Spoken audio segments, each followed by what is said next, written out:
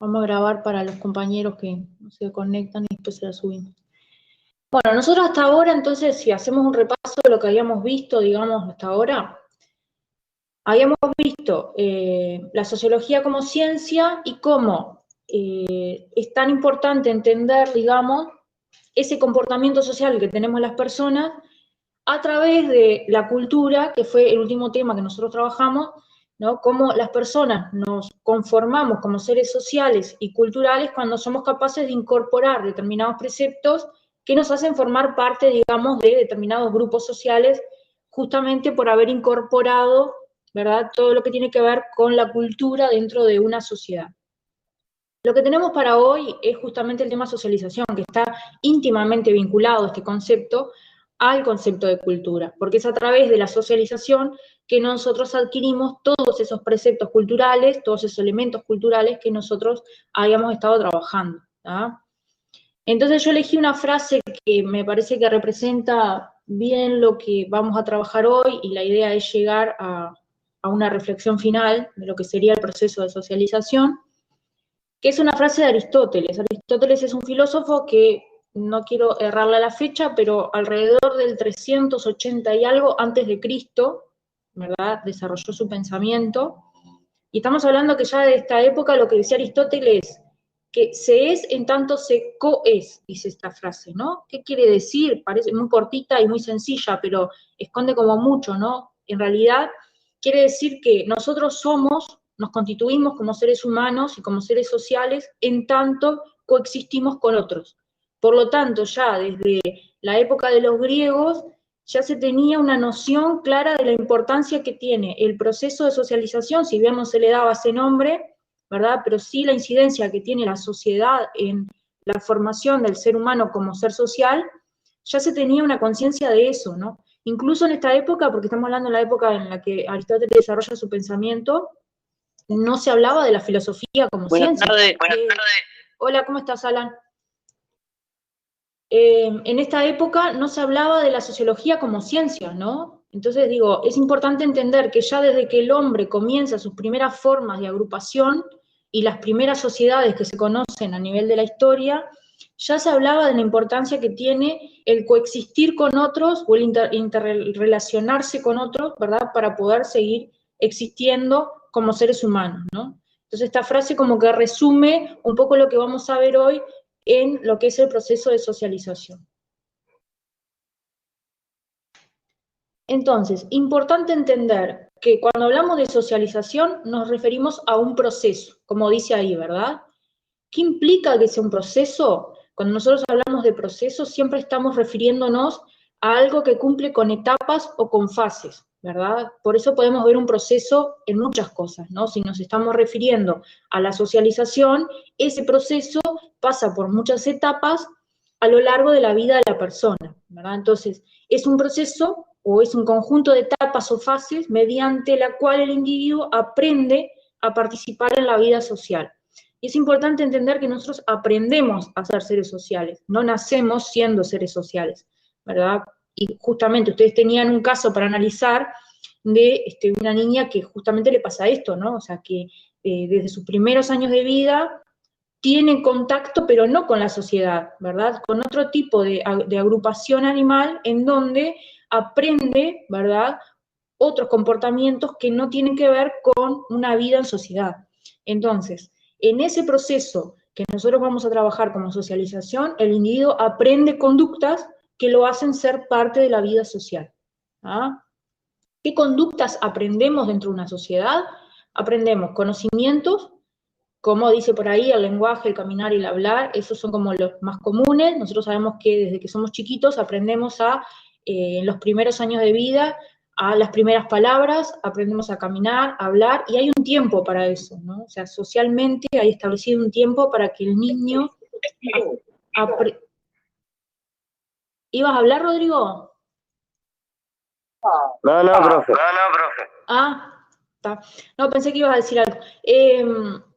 Entonces, ese conocimiento ya sabemos que desde los primeros años de vida el niño va a aprender, ¿verdad?, un lenguaje, va a aprender a caminar, a hablar y a desarrollarse como ser humano, ¿tá? Otra cosa que aprendemos también en el entorno social es cierto, o tiene que ver con ciertas habilidades, ¿no? Nosotros como seres humanos sabemos que tenemos la capacidad de razonar y que esa capacidad nos diferencia de otros animales que no tienen la capacidad de razonar, ¿verdad? Entonces, ese razonar o la habilidad del razonamiento, nosotros la desarrollamos en una sociedad, porque es la propia sociedad que nos lleva a aplicar ese razonamiento en todas las cosas cotidianas, ¿no? Si nosotros nos criamos con animales o apartados de la vida social, ese razonamiento no se desarrolla, ¿verdad? De hecho, no sé si ustedes han escuchado, pero muchos médicos o muchas veces dicen el cerebro es como un músculo y hay que entrenarlo, ¿no? Y es tal cual, o sea, en realidad, cuando nosotros pensamos en el desarrollo de lo racional y del intelecto, tenemos que ejercitar el músculo que desarrolla esa área, ¿verdad?, del conocimiento, que es el cerebro. Entonces, si nosotros no lo ejercitamos porque no estamos en contacto con otras personas, tampoco vamos a aprender a razonar correctamente. ¿Ah?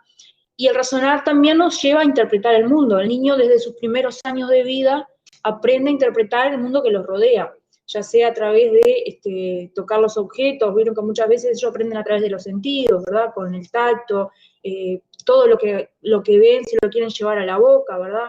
Es como que tienen ese primer contacto con el mundo y aprenden a interpretar también lo que es correcto y lo que no.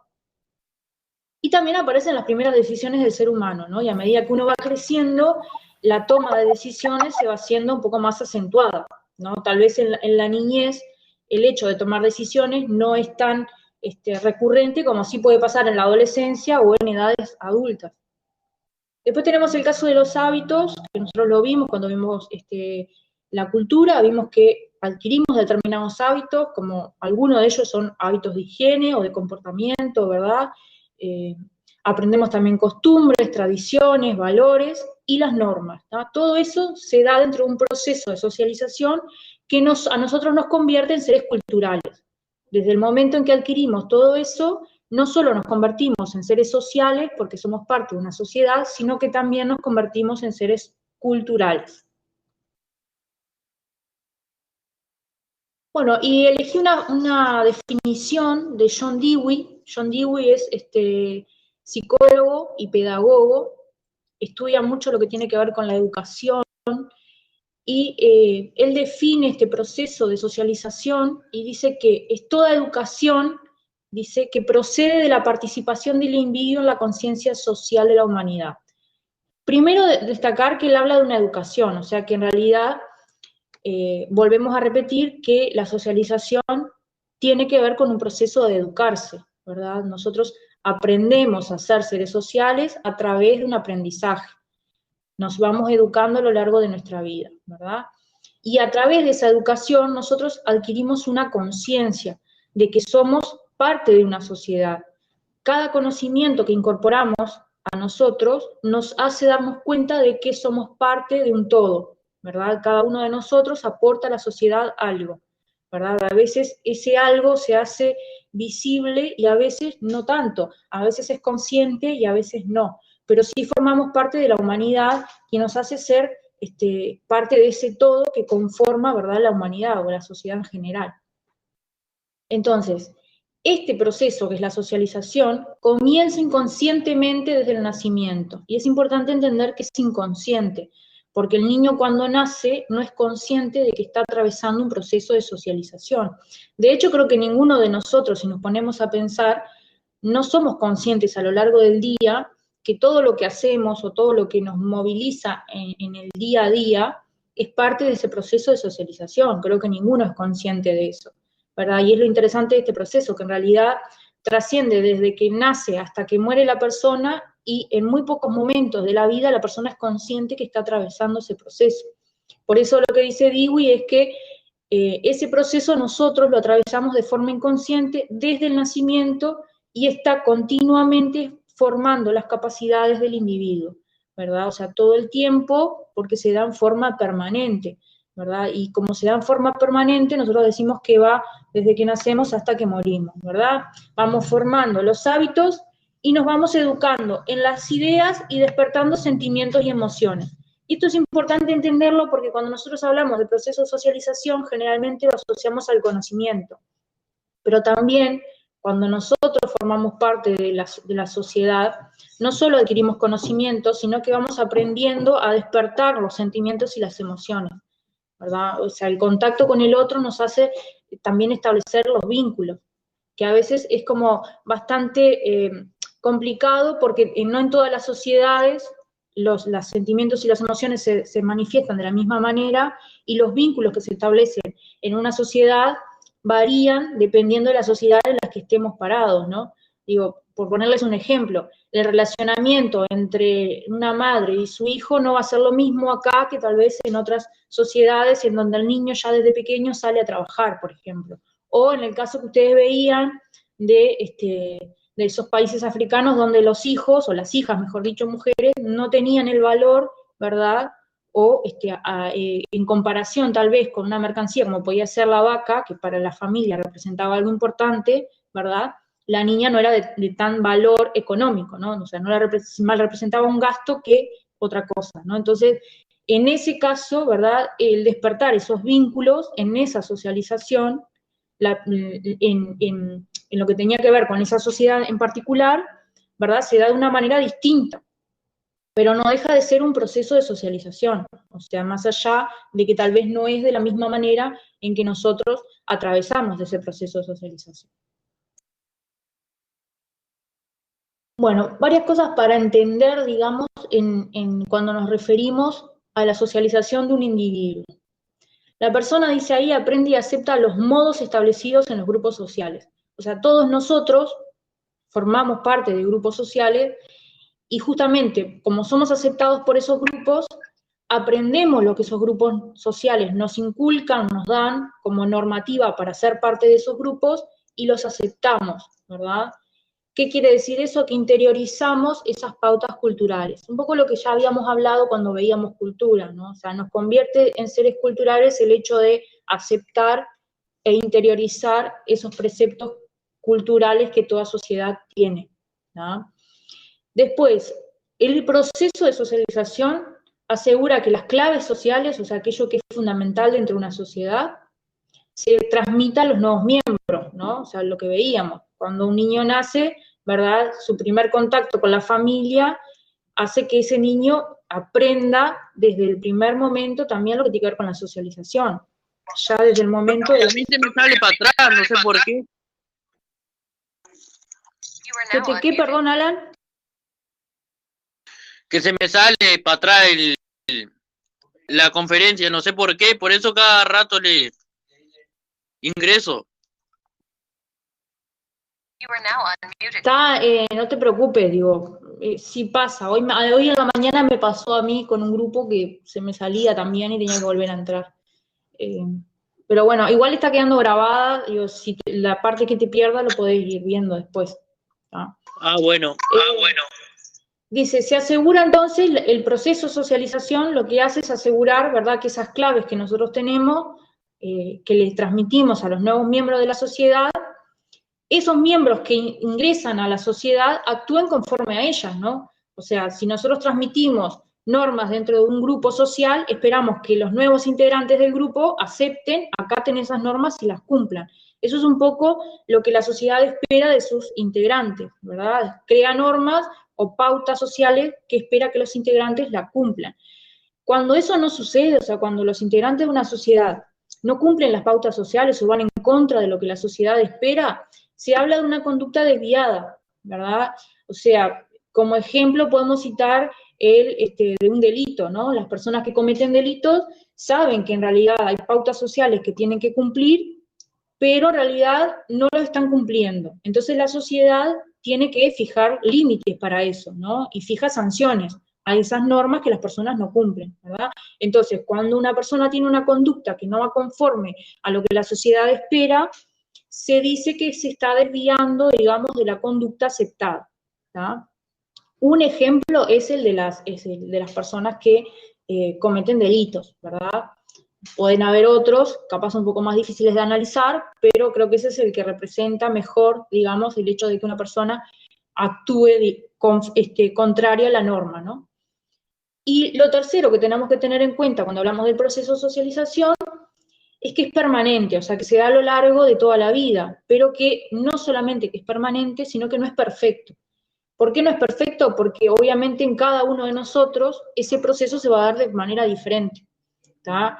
El proceso de socialización que atraviese yo durante toda mi vida va a ser diferente a cada uno de ustedes, y de ahí va a ser el resultado también de cómo nosotros después nos vamos a manejar en la cotidianidad, en el día a día, ¿tá? Desde niños nosotros aprendemos valores, normas, nos inculcan un montón de hábitos, que no a todos pasamos por la misma educación. Y después en la escuela nos inculcan otras cosas, y después salimos al mundo laboral y otras cosas, ¿no? Pero todos aprendemos según los intereses que tenemos, ¿verdad? Entonces eso después lo vamos a volcar en la sociedad, y cada uno lo va a hacer a su manera. Entonces el proceso de socialización para cada uno es diferente. ¿Sí? Ah, pensé que ibas a hablar. Bueno, entonces, cuando nosotros hablamos de que ese proceso de socialización es permanente y atraviesa toda la vida de la persona, tenemos que diferenciar o establecer dos tipos de socialización. La socialización primaria, que diríamos que es la que aparece en los primeros años de vida y en los grupos más importantes, que tienen, en los agentes más importantes que tienen su influencia en la persona, y después una socialización secundaria. Incluso hay autores que actualmente hablan de una socialización terciaria, que vamos a ver a qué hacen referencia, ¿tá? Entonces decíamos que tenemos dos tipos de socializaciones, la primaria y la secundaria. Importante para entender, el individuo se siente obligado a readaptarse permanentemente e integrarse a un entorno que es dinámico y cambiante. Esto lo vimos cuando vimos la cultura, dijimos que toda cultura se adapta a las características o a las necesidades que se van presentando en una sociedad. Entonces, el individuo se ve obligado a adaptarse todo el tiempo a las nuevas cuestiones que están apareciendo en la sociedad. Entonces, ese proceso de socialización, si bien es permanente, también es cambiante, ¿verdad? Por ponerles un ejemplo, la forma en que influye la familia en la socialización del niño no es lo mismo hoy que tal vez años atrás, porque el concepto de familia ha cambiado, ¿tá? Que lo vamos a ver ahora cuando lleguemos a la agente de socialización, que es la familia, ¿tá? Pero al cambiar el concepto de familia que hoy se maneja, ¿verdad? También cambia el cómo se socializa el niño a través de ese agente, ¿tá? Entonces, para el individuo el adaptarse a los nuevos cambios sociales es fundamental, perdón, porque si no, queda por fuera de la sociedad, ¿tá? Entonces muchas veces pasa que esas personas que tienen conductas desviadas, es justamente por esto, porque no logran adaptarse o readaptarse a los cambios que se van dando en la sociedad. Fíjense en ustedes que, por ejemplo, ahora nosotros estamos en una instancia en donde la educación es a través de la plataforma, ¿no? Entonces todos, tanto alumnos como docentes, hemos tenido que aprender a adaptarnos a esta forma de vincularnos, ¿no? ¿Qué pasa cuando uno de nosotros no logra adaptarse a eso? Bueno, queda por fuera, ¿verdad? El alumno va adquiriendo faltas, se pierde los contenidos que se van trabajando, ¿verdad? ¿Por qué? Porque a veces no tenemos cómo adaptarnos a eso, pero a veces también es parte de la voluntad. Hay personas que dicen, bueno, yo así no estoy dispuesto a trabajar y no me voy a adaptar a esta nueva modalidad. Y es una forma también de ir como perdiendo, ¿verdad?, el vínculo con esa agente de socialización que tiene que ver con la educación, ¿no?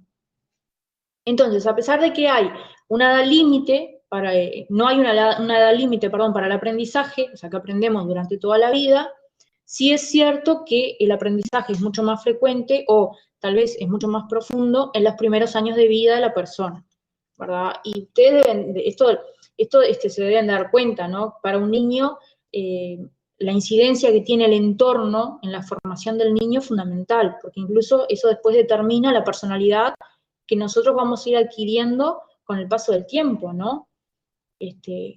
Nosotros como seres humanos estamos dotados de esa capacidad de adquirir conocimiento, ¿tá? Tenemos las capacidades intelectuales y físicas y psíquicas para poder adquirir el conocimiento que se da a través de una sociedad.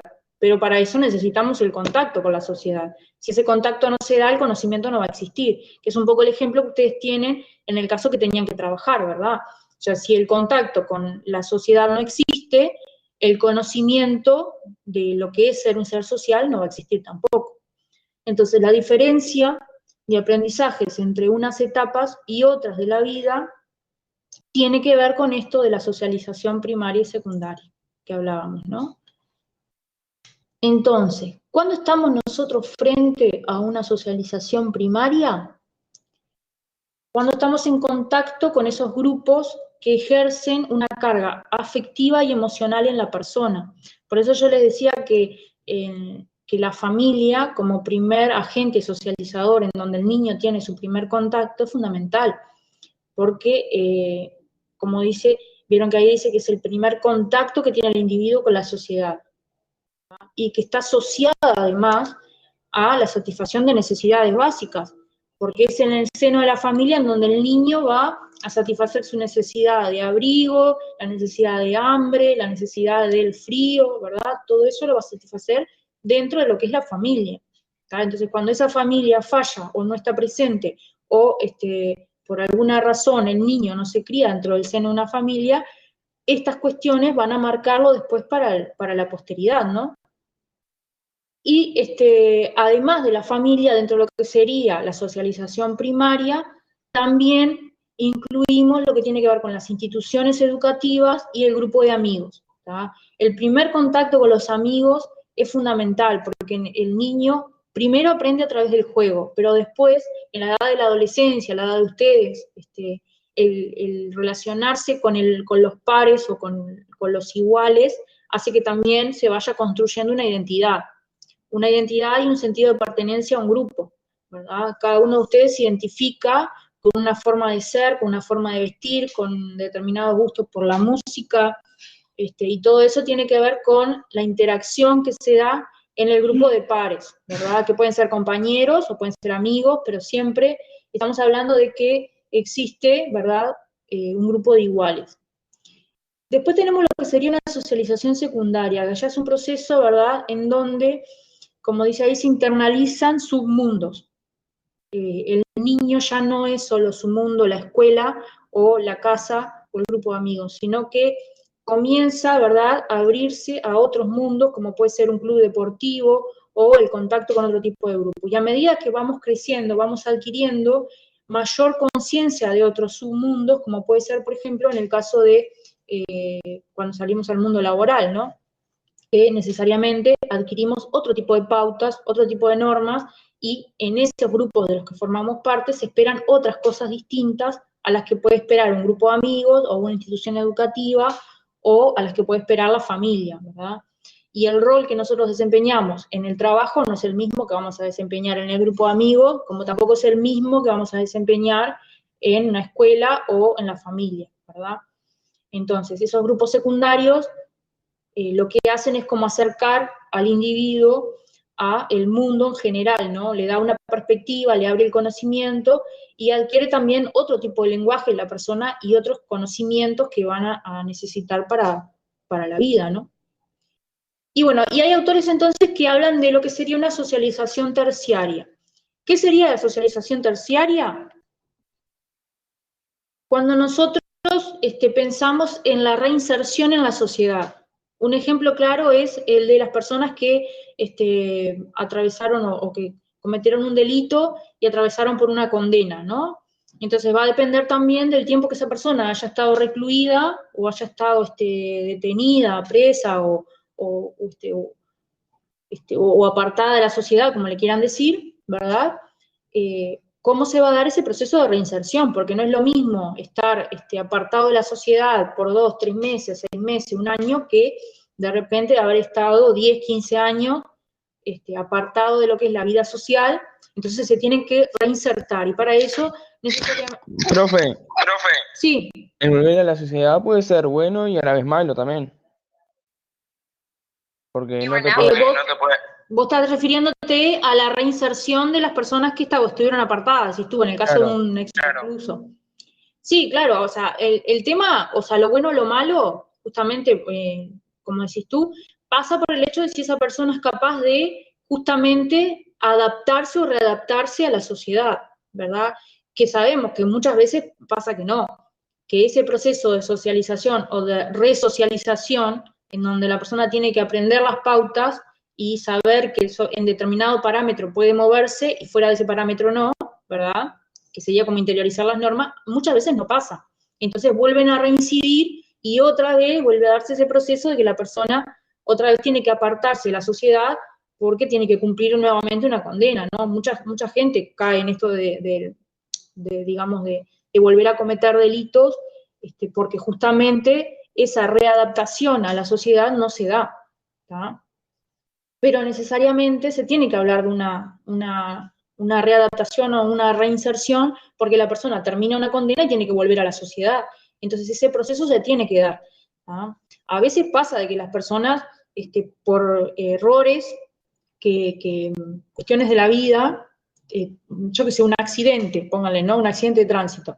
La persona, yo que sé, por estas cosas de la vida, atropelló a alguien, iba alcoholizado, pasó un semáforo en rojo, no sé, imaginen lo que quieran, ¿no? Y tal vez la voluntad de la persona no era matarla, pero bueno, el delito está cometido, tiene que cumplir una condena, entonces tiene que volverse a reinsertar. Yo creo que en ese caso no es el mismo tipo de delito que pensar en alguien que ya su conducta, digamos, ha sido desviada de la norma, ¿no?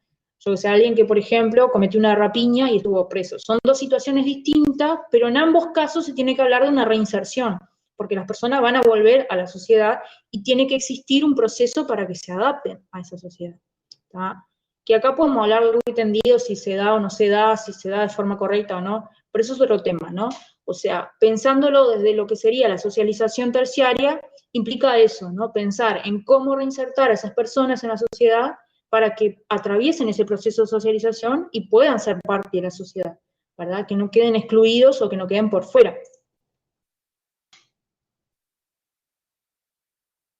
Entonces, y como tema importante o como punto importante, entender que estamos hablando de un proceso que es bidireccional. O sea, no es que solamente la sociedad ejerce una presión sobre el individuo para que el individuo se adapte a ello, sino que el individuo transforma la sociedad y crea las pautas para que sus nuevos integrantes tengan que adaptarse a ella, ¿verdad? Pensemos en esto, las sociedades se crean por personas. Existe una sociedad porque existen personas. Entonces, ¿quiénes van a crear las pautas sociales? Las propias personas. Entonces, por eso es que este proceso es bidireccional.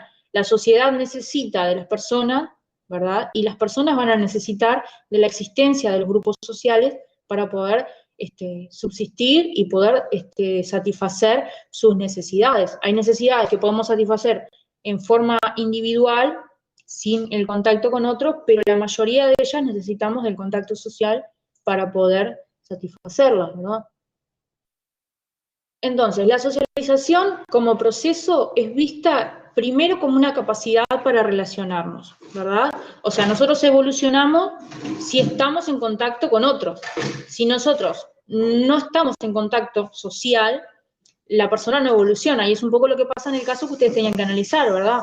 O sea, una vez que se rompe el contacto con la sociedad o con los grupos sociales, la persona comienza esa etapa de deterioro en el relacionamiento social, ¿no? Entonces, depende también de la cantidad de tiempo que esté apartada o privada de su contacto social, va a depender, eso va a determinar, digamos, las consecuencias que le va a generar a la persona. Entonces nosotros adquirimos esa capacidad de relacionarnos y eso hace que evolucionemos como seres sociales, ¿verdad? Después, la socialización también es una forma de adaptarnos a las instituciones.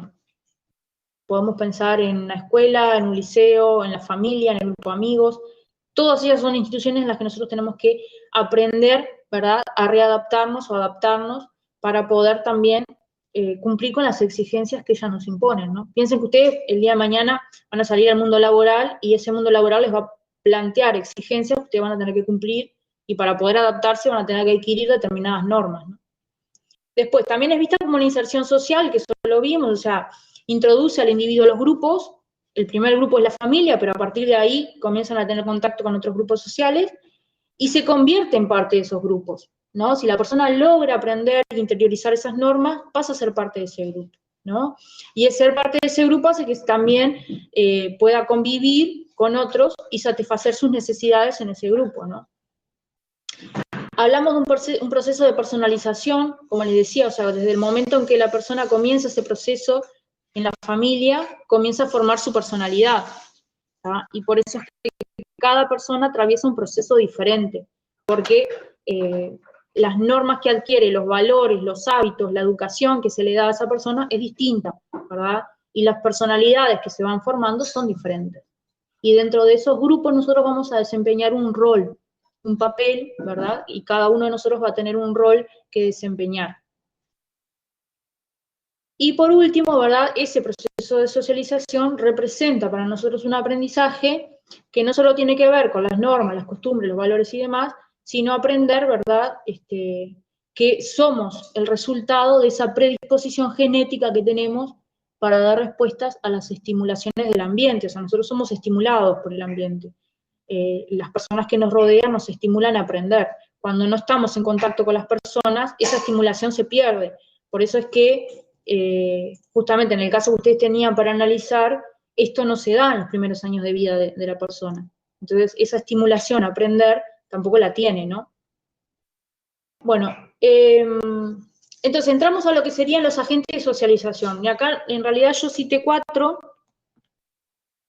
pero aparecen algunos más, ¿no? Aparecen 2 más, que algunos autores citan y otros no. Estos son como los 4 que generalmente se trabajan dentro de la sociología, que son la familia, que era la que estábamos hablando, el grupo de pares, ¿no? El que yo les decía, grupo de amigos o grupo de iguales, las instituciones educativas y los medios de comunicación de masa. Esos son como los 4, digamos, que siempre se trabajan como agentes de socialización, y a estos 4 yo le agregué 2 más, uno que son las religiones, porque hay sociedades en donde la religión determina o es un agente importante de socialización, sobre todo en esos países donde la religión es parte del Estado y determina toda su forma de construcción social, y el mercado laboral, que también, digamos, es un agente de socialización, porque no se comporta la persona de la misma manera dentro de un ámbito laboral que en estos otros grupos sociales.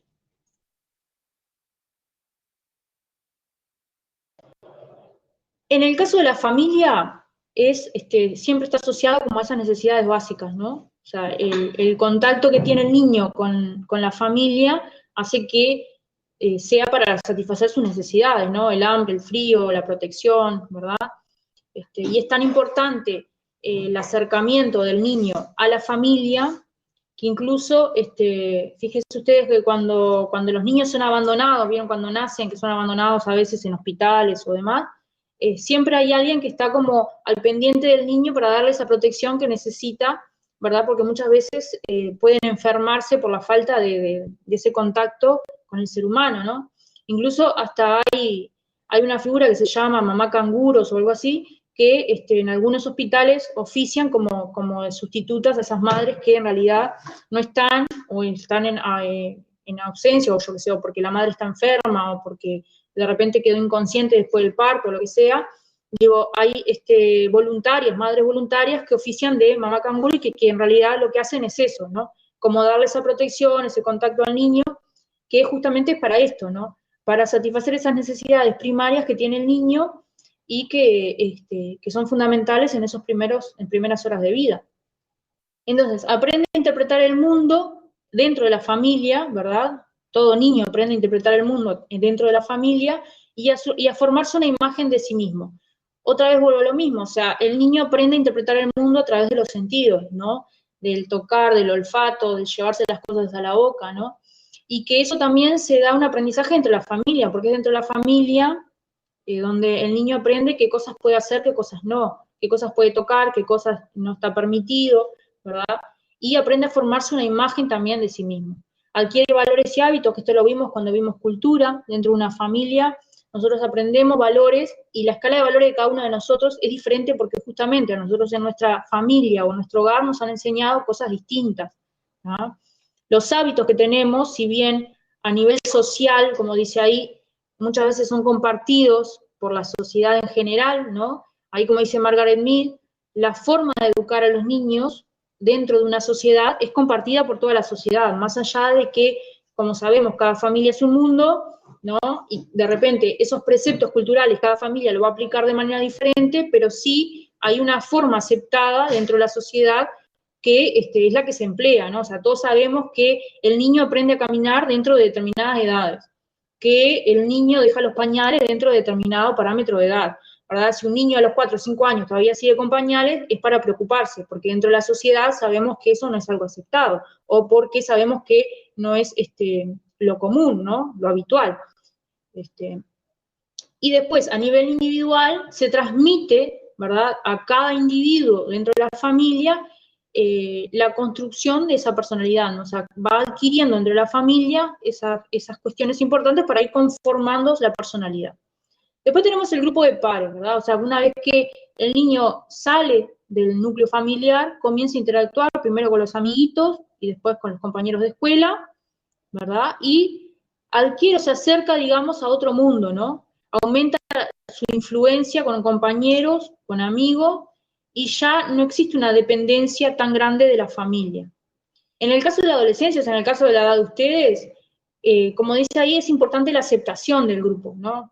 Yo creo que todos hemos pasado por esta etapa en donde sentimos la necesidad de que en el grupo seamos aceptados, ¿verdad? Y esa aceptación muchas veces va de la mano con seguir determinadas pautas o determinadas normas que nos impone un grupo, ¿no? Entonces, la figura del liderazgo en los grupos, sobre todo más en la adolescencia que en la niñez, es importante, ¿verdad? En casi en todos los grupos de amigos siempre existe una figura de líder, a veces es implícita y a veces es un poco más explícita, pero generalmente el líder es algo que que está, digamos, está ahí, pero que es algo consentido, ¿no? O sea, todos consienten que esa persona tiene características de líder. Bueno, después pasamos a las instituciones educativas. Si ustedes tienen que preguntar algo o quieren acotar algo, tanto lo pueden hacer por el chat como me avisan y listo, hablan nomás, tranqui. Bueno, en las instituciones educativas, lo que aparece, digamos, dentro de ese proceso, adquirimos los valores y los modelos que nos van a servir para después interpretar el mundo y poder ser parte de ese mundo diferente a la familia y al grupo de amigos, ¿no? Nosotros aprendemos a modelar y a corregir aquellas conductas que adquirimos en la familia y que después cuando llegamos a la escuela muchas veces tenemos que corregirlas, ¿no? Y esto pasa, cuando el niño llega a la escuela, muchas veces pasa que si es hijo único, a veces como que no aprende a compartir. Entonces en la escuela tiene que aprender que no todo lo que hay en la clase le pertenece, por ejemplo, por darles un ejemplo, ¿no? Muchas veces pasa que en las primeras experiencias del niño con la maestra, pone muchas veces en tela de juicio lo que la maestra dice porque en la casa no es lo que le enseñaron, ¿verdad?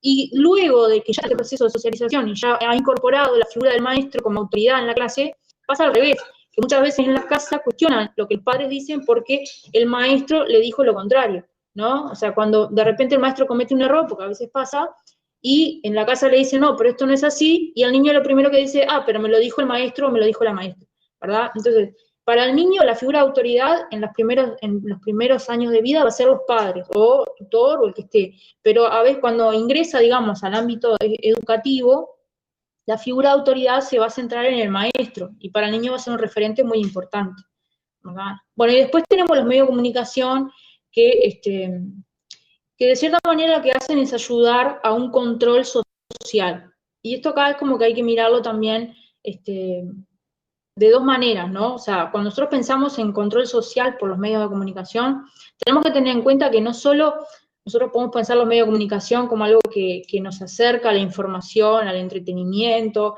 que nos ayuda a comparar, a reflexionar o a tomar decisiones o a elegir, sino que muchas veces hacen que las personas cumplan con determinadas normas o que desacaten las normas o que vayan en contra de algún precepto social.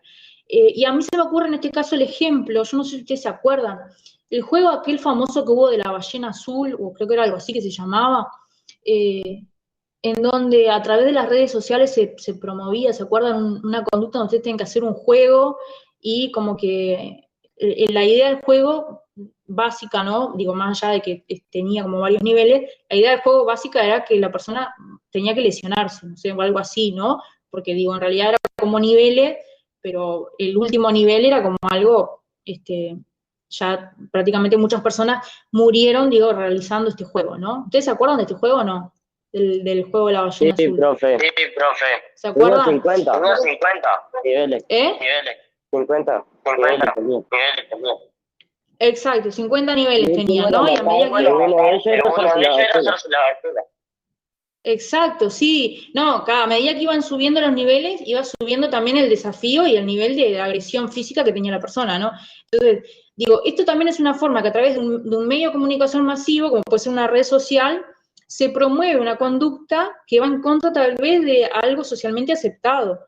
Entonces, digo, a veces cuando nosotros pensamos en los medios de comunicación, si bien está buenísimo tenerlos porque nos acerca a toda la realidad que nosotros podemos tener, también hay que abrir los ganchos en este sentido de que no todo lo que nos dan los medios de comunicación realmente lo tenemos que aceptar o tomarlo como tal, ¿no? Sobre todo si lo pensamos a través de las redes sociales, ¿no? Hay algunos medios que pueden ser un poco más formales y otros más informales, pero hoy en día, en realidad, cualquier medio de comunicación que nosotros tomemos, siempre tenemos que como cuestionar o abrir los ganchos en la información que recibimos. Incluso si lo pensamos por el lado de los informativos, que a veces decimos, bueno, el objetivo principal de un informativo es informar. Bueno, pero a veces también cómo informan, qué contenido tienen, ¿no? ¿Qué objetivo le da a la noticia?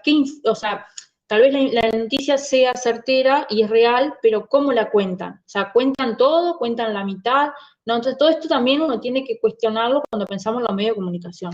Sin duda que ejercen una socialización muy importante en la persona, y más hoy que estamos en época de pandemia, en donde las redes sociales y todo lo que tiene que ver con el mundo de Internet nos acerca, digamos, a un mundo que en caso de no tenerlo y estuviéramos en situación de pandemia, estaríamos como todos por fuera muchas veces del conocimiento de la realidad que estamos viviendo, ¿no? Los productos y los servicios que hoy cada día accedemos más a través de, yo qué sé, de Mercado Libre o de las compras online, que en estado de pandemia me parece que ha sido como un furor, ¿no? Que tal vez si eso no lo tuviéramos, hoy mucha gente no podría acceder a muchas cosas, ¿no? En Uruguay no se ha dado de estar excluidos totalmente, pero hay países en donde las personas han estado prácticamente que encerradas en las casas, ¿no? Entonces, digo, también es importante darle un lugar a los medios de comunicación y todo lo que tiene que ver con la comunicación de masa, pero también saber que tiene su lado bueno y su lado malo, ¿no? Bueno, y los dos agentes que nosotros vamos a trabajar también, que no todos los autores lo trabajan, pero que sí muchos autores modernos hablan de la religión y el ámbito laboral como dos agentes de socialización.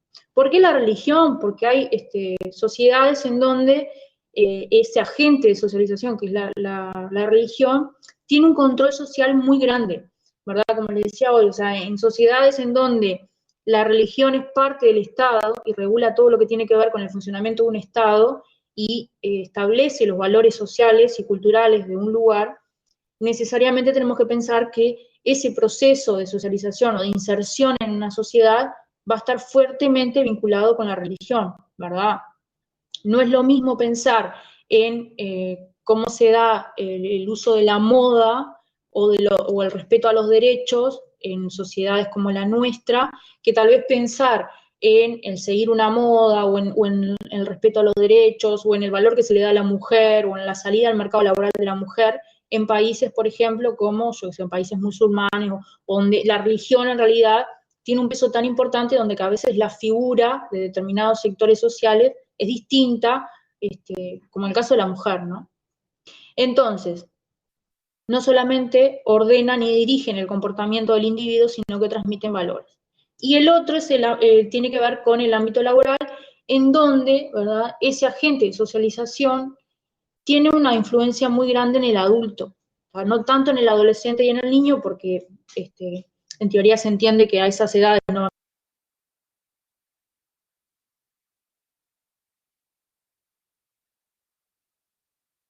la personalidad del adulto. Incluso hasta nosotros podemos pensar que la sociedad misma impulsa a la persona a insertarse en un mercado laboral, ¿tá? Porque lo primero que nosotros pensamos desde la sociedad, cuando vemos a alguien sin trabajo, decimos qué vago que es, ¿verdad? O cuando alguien no busca trabajo, decimos esta persona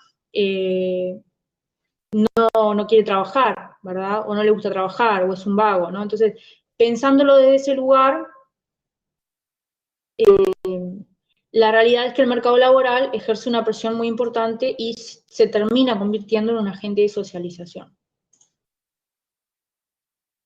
Y un poco como para ir cerrando, ¿verdad? Elegí una frase ahí de Jesús Malero Batas, que es un profesor de sociología, que dice: todas las culturas dividen las evoluciones de las personas en tiempos biológicos, ¿no? Un poco lo que decíamos, que durante toda nuestra vida hay determinados tiempos biológicos que son la concepción, el nacimiento, la infancia, la adolescencia, la madurez, la ancianidad y la muerte. Y durante todas estas etapas, digamos, las personas le dan un significado, mejor dicho, la sociedad le da un significado, ¿verdad?, a cada una de estas etapas, porque el individuo aprende durante todas estas etapas. Y en realidad es importante entender que si bien en las primeras etapas, como habla ahí, la infancia, o mejor dicho, la concepción, el nacimiento, la infancia y la adolescencia, son como las etapas en donde se va conformando la personalidad, y por eso es que se hace muy importante el proceso de socialización, no deja de ser importante también en las etapas de madurez o en la etapa de ancianidad, porque en realidad también ejercen la socialización, o este proceso se da, ¿tá? Se da todo el tiempo. En algunas etapas es más notoria que en otras.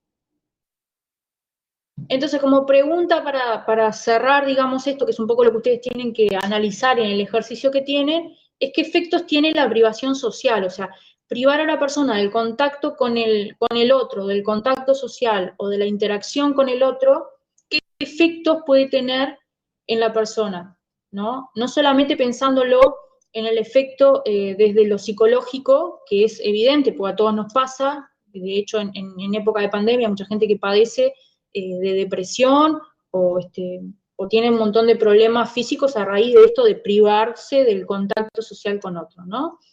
Pero más allá de los problemas físicos, hay otro tipo de efectos que puede generar en la persona, porque justamente lo estuvimos viendo, el hecho de que no esté insertado en una sociedad, ¿no? Y un poco el caso que ustedes tenían que analizar, el de Oksana, que era lo que le pasaba, ¿no? En esos primeros años de vida esa persona no estuvo en contacto social, estuvo privado de ese contacto social y tuvo sus efectos. Un poco ahí en la noticia explicaba cuáles eran los efectos, ¿no? Entonces, a grandes rasgos sería esto, y estaría bueno que, no sé si alguno de ustedes estuvo leyendo el material o ya hicieron el trabajo y quieren comentar algo de... Sí, dale, Jonathan. Recién acabo de terminarlo. Me puse a hacerlo cuando estábamos en clase. Pero muy bien, Jonathan. Y bueno, y entonces, ¿qué efecto tiene esa privación social que puede atravesar una persona? En el caso, por ejemplo, de Usana, ¿qué te parece? En el caso de Osana, que dependiendo del tipo de, no tanto el tipo, el grupo de personas o individuos, o en este caso animales que lo crían, que vendrían siendo los tutores o los referentes sociales, la persona o el criado va a tener distintos efectos, distintos como aspecto de crianza va a tener. En el caso de esta persona es que se ponía de cuclilla, olfateaba la comida, comía como un perro, actuaba como un perro. Y así mismo, luego de 7 años que fue, el médico decía que hasta los 7 años uno puede aprender. Luego de los 7 años esa persona como que ya aprende, pero el rango de aprendizaje tampoco no es tan grande como la minoría de edad.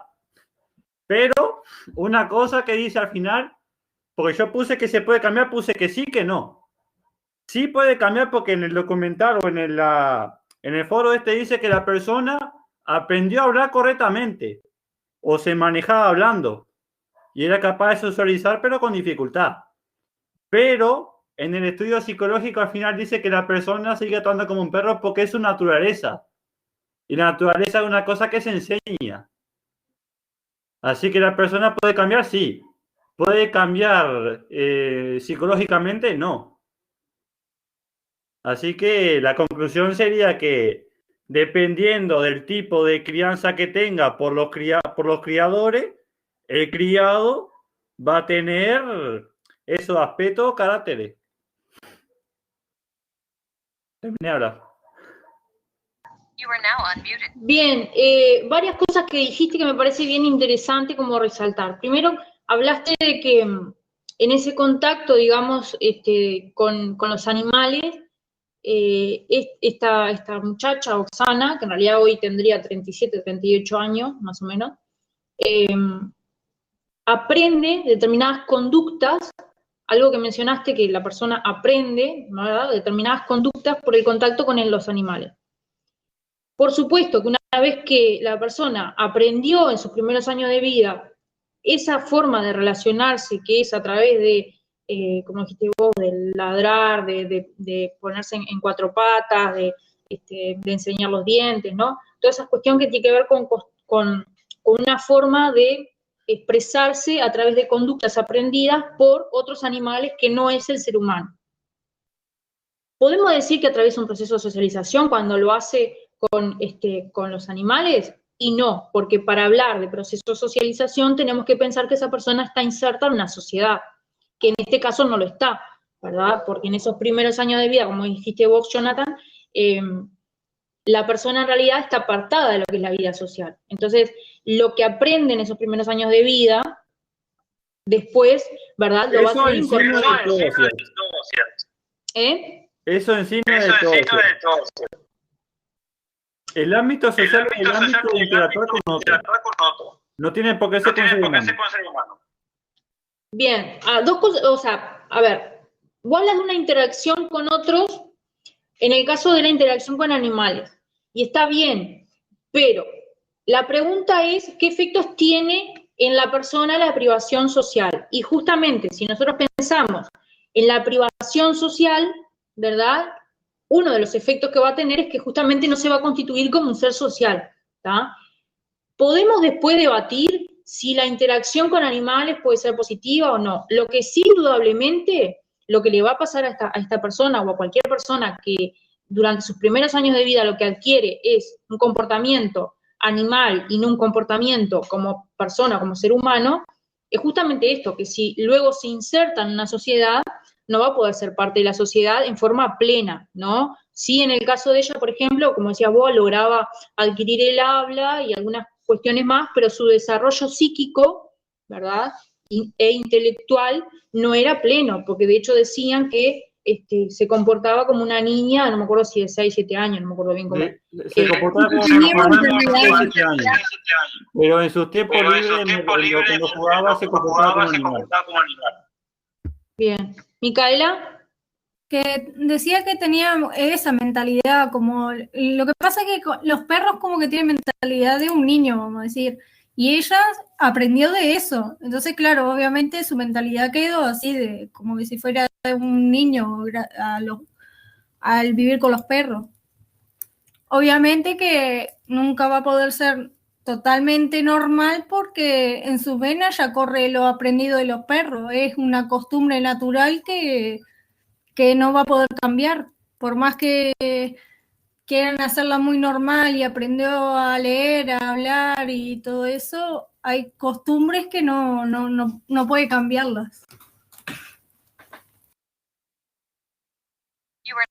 Bien, lo que dice Micaela es importante porque en realidad reafirma la idea de que lo que nosotros aprendemos en nuestros primeros años de vida nos va a marcar para el resto de nuestra existencia, ¿no? Por eso es tan importante el aprendizaje del niño, que va a determinar después esa personalidad y cómo ese niño se va a desarrollar en el resto de los ámbitos.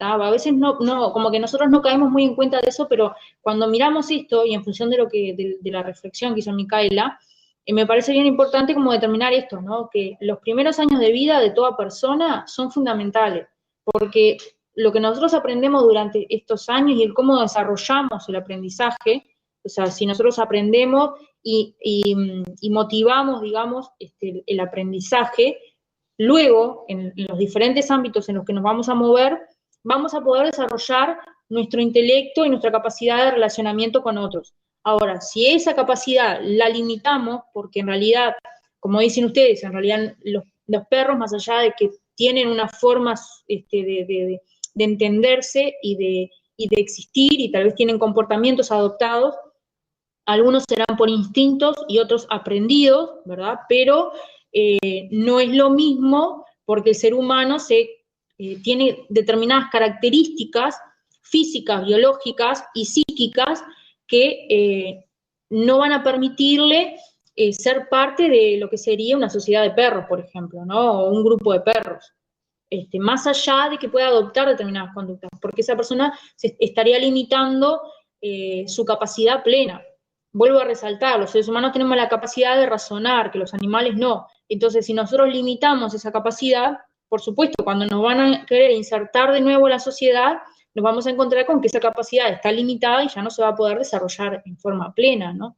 Bien interesante lo que están diciendo, y en realidad hay como muchísimas cosas para analizar, pero la idea tampoco es que se nos vaya mucho, pero sí entender que cuando la persona es privada del contacto social puede terminar en esto, ¿no? De que no desarrolla plenamente su capacidad. Como también puede pasar que la persona en realidad se encuentre privada del entorno social ya en una edad adulta. Yo les voy a poner el caso de una película capaz que todos vieron, pero como es reconocida, me parece que van a entender bien a qué hago referencia. La película Náufrago. ¿Se acuerdan la de Tom Hanks que queda abandonado en una isla?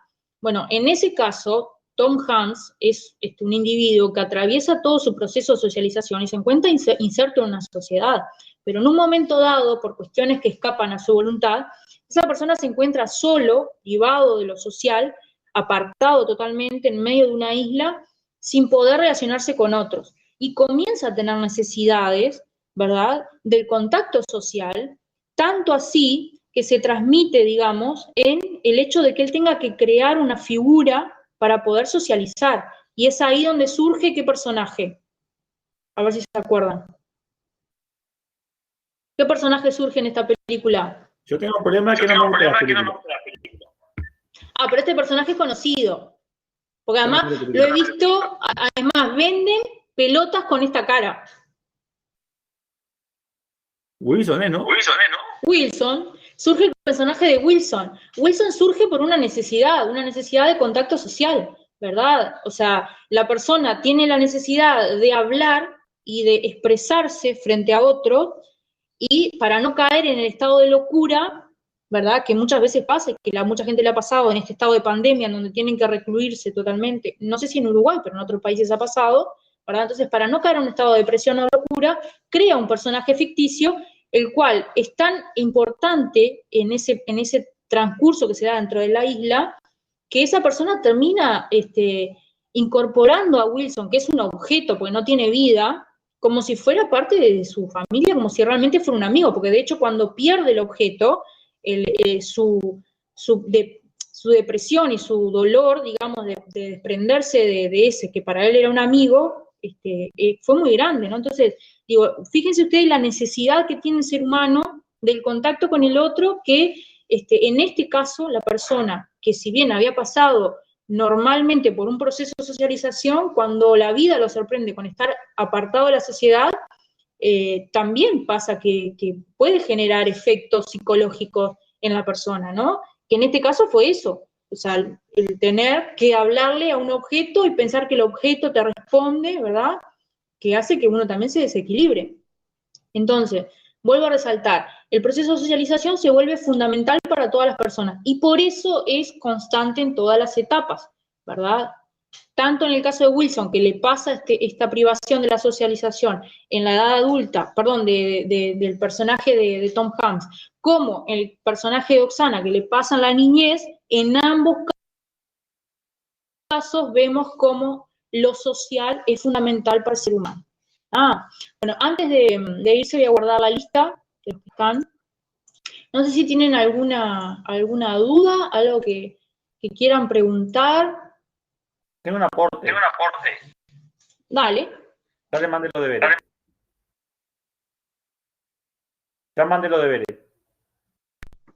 Bueno. Bárbaro. ¿Y qué ibas a comentar algo más o era que me habías mandado los deberes? Era eso. Ah, bien. ¿Alguien más quiere aportar algo?